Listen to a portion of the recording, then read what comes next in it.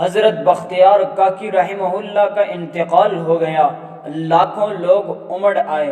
حضرت امام احمد بن حنبل رحمہ اللہ نے کہا تھا کہ اہل حق اور باطل میں پتہ ان کے جنازوں سے چلتا ہے۔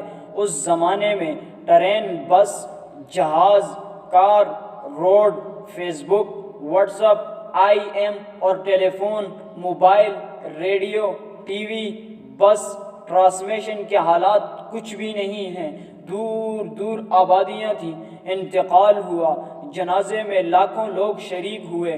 اس میدان کی پیمائش کی گئی، 20 لاکھ افراد سما گئے۔ اس جنازے کو دیکھ کر 20,000 ہندو مسلمان ہو گئے۔ حضرت بختیار کاکی رحمہ اللہ کا جنازہ کس نے پڑھایا؟ حضرت بختیار کاکی رحمہ اللہ کا جنازہ ہے، جنازہ کون پڑھائے؟ کوئی آگے بڑھنے کو تیار نہیں۔ دل میں خواہش تو ہر ایک کی ہے کہ میں جنازہ پڑھاؤں۔ ایک آدمی کھڑا ہوا اور کہا کہ انہوں نے وصیت کی ہے کہ میرا جنازہ وہ پڑھائے جس میں 4 باتیں ہوں۔ پہلی شرط یہ بتائی کہ تکبیر اولیٰ کبھی نہ چھوٹی ہو۔ دوسری شرط یہ بتائی کہ تہجد کی نماز کبھی نہ چھوٹی ہو۔ تیسری شرط یہ بتائی کہ عصر کی 4 سنتیں کبھی نہ چھوٹی ہوں۔ چوتھی شرط یہ بتائی کہ بد نظری کبھی نہ کی ہو۔ جس میں یہ شرطیں ہوں گی وہ نماز جنازہ پڑھائے گا۔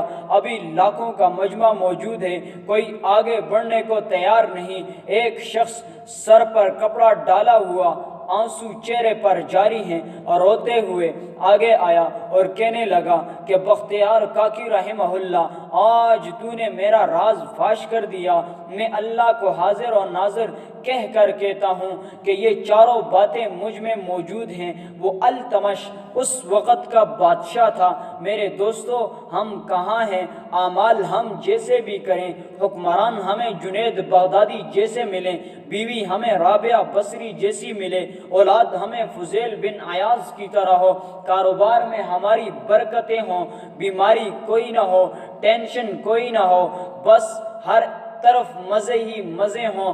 نماز کی حالت میں ہم نے کیا کیا؟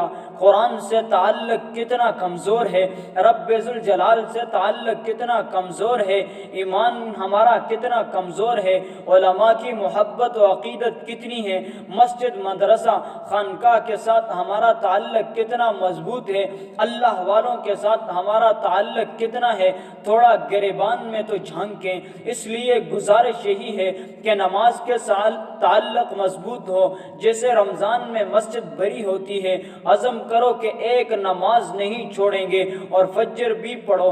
خدا کی قسم قبر میں یہ جواب نہیں آئے گا کہ رات کو میں لیٹ سونے والا تھا، میری تو آنکھ دیر سے لگی تھی، میں تو کاروباری تھا، میں تو تھک جایا کرتا تھا۔ یہ جواب نہیں چلے گا۔ 5 نمازیں پڑھو اور پابندی سے پڑھو، جماعت سے پڑھو، اہتمام سے پڑھو۔ اللہ تبارک و تعالی ہم سب کو ان باتوں پر عمل کرنے کی توفیق عطا فرمائے۔